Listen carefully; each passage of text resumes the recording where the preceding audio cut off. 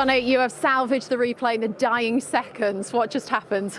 It's hard to explain how it feels. Obviously, it's my first professional goal, and something I've worked very hard for. But most importantly, I'm just glad we could have got it to a replay, because it was a tough game coming in today, and we said at half time, you know, we could get back in the game, and we didn't want to go out in the first round again. So everyone's really happy that we've been able to get a point and get through to the next round.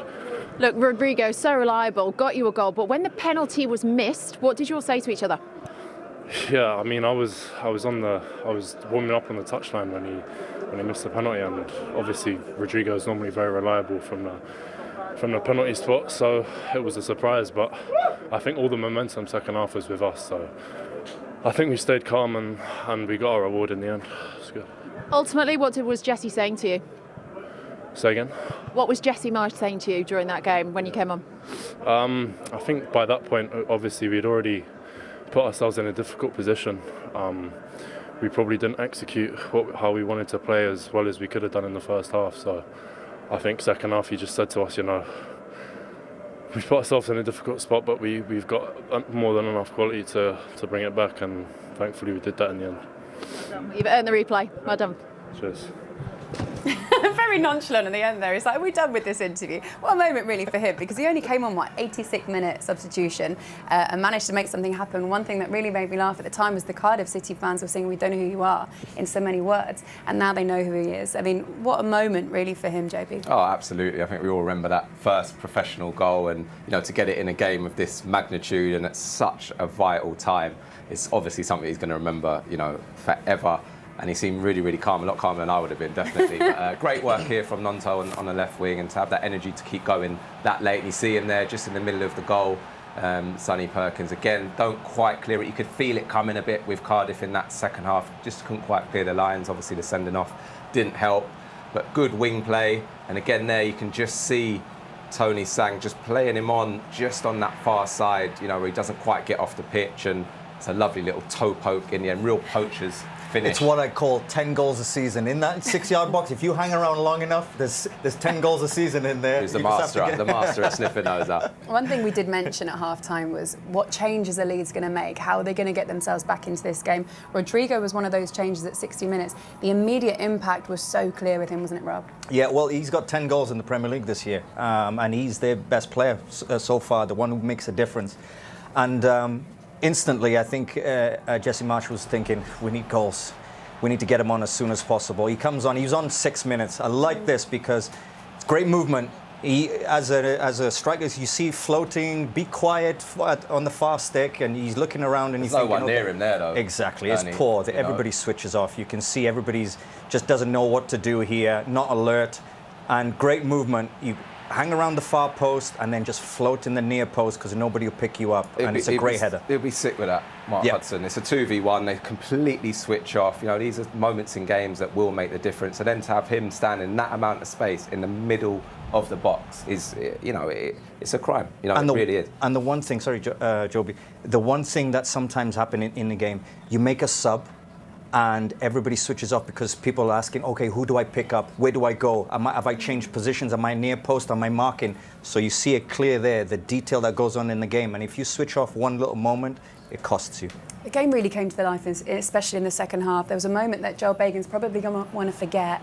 But in this situation, Joby, it's quite a good save, really, isn't it? Really good save. It's just pure instinct, Laura. I mean, these things do happen. You're, you know, thinking, I've got to just try and save it somehow, literally, stop it from going in the goal. And listen, he's a young boy, 21 years of age. And again, there's no decision to make. He knew straight away, didn't he? Yeah, he knew what he was doing. Didn't have too much disguise on it, I've got to say. A little bit like this penalty, it was really telegraphed. You know, great height for the keeper, and also nowhere near enough. Good penalty or poor penalty? No, real poor penalty. Real poor penalty. Yeah. And he was really good when he came on, Rodrigo. I fancied him to stick it away. Well, his first touch, he was on like, I don't know, 10, 15 seconds or something, and his straight away, he turned in the box, had a shot blocked, and then you thought, okay, now you're in trouble because you're playing at an excellent player.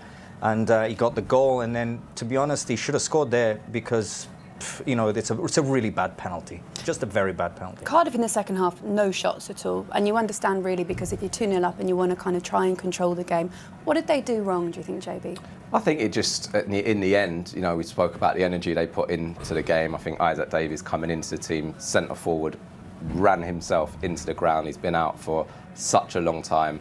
And I think in the end, they just missed his outlet in terms of getting them up the pitch. There was a few times, I mean, we were bemoaning it here, where they had opportunities to clear the ball. Philogene once, I think, say, Ojo as well, where you've just got to clear the ball, put it into the opposition's half, get your team up the pitch. They just didn't do that well enough. Well, Mark, it was only a matter of seconds away. How do you sum it up now it's gone to replay? Yeah, I'm proud of them, proud of the boys. Full of passion, desire, 2 good goals. First half was excellent, shape, organisation, and then we tied a little bit at the end, and they brought on their players that have played regularly in the Premier League and at the top level. There have been some tough moments recently with results. Do you feel today potentially maybe something's been unlocked? Well, they should be proud of themselves and showed them, we said they can take a Premier League team all the way to the end, made them suffer. We knew we would suffer at certain moments in the game, and overall proud. You had some key players out. You said illness has disrupted a little bit of the build-up. So now you've got the replay. What do you expect from that? We'll have to make sure that we focus on our game next weekend against Wigan.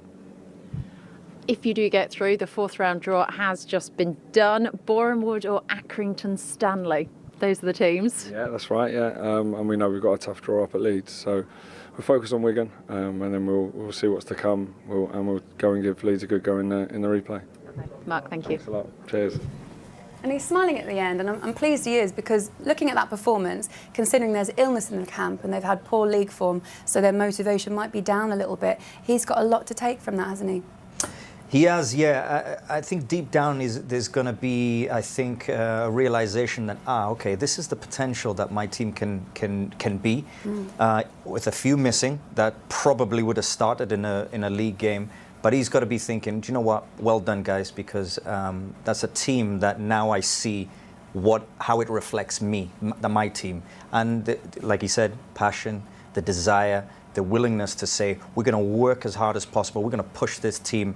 And also, they got the goals as well, so lots of positives. Let's remind ourselves about those goals then, because Jayden Philogene, that goal came completely out of nowhere. They're getting dominated in possession. They were, but it looked as though it was something they worked on. Runs in behind. Mark Harris does really, really well. Just runs off the back shoulder, pulls it back into a good area. And Isaak Davies, who was fantastic today, has missed a lot of football, puts it on the plate for Philogene. And like you say, they hadn't been in the game up until that point.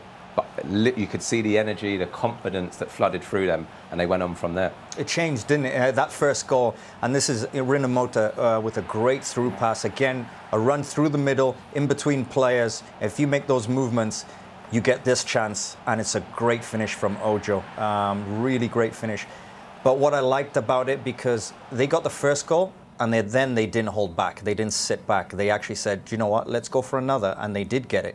So I think the big question might be, where's this been for the last however many weeks? And I think sometimes when you make as many changes as he did, and there's a little bit of a risk to that, and you want those players to go out and perform. You know, the team isn't doing well. This is an opportunity to put in a performance, get yourself in the team. They've got a massive game coming up against Wigan, and I think pretty much everybody out there today has given him a big decision to make next time. That's what I was going to say. Now he looks at his team for next week when he's selecting it, and he says, do you know what? These guys have been playing.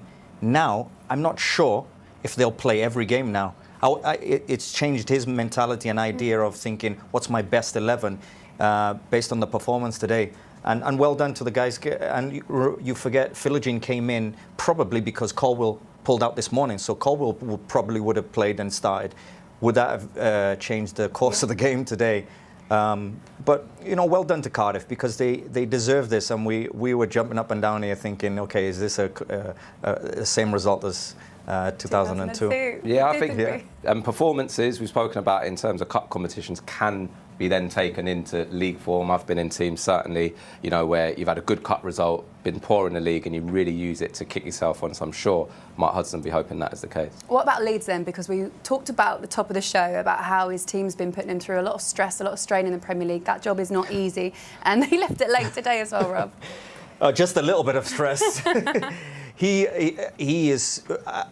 I'll say it for him. He's very angry right now because that's not a team, Leeds, there that represents a Premier League team, number one, coming down to a Championship team, and also a Premier League team that shows the desire, the passion, that pressing, the energy. They didn't show that. So I think he's going to be very, very disappointed. But they've got another round to go. All to play in the replay. Guys, thank you very much. Excellent company today. Okay.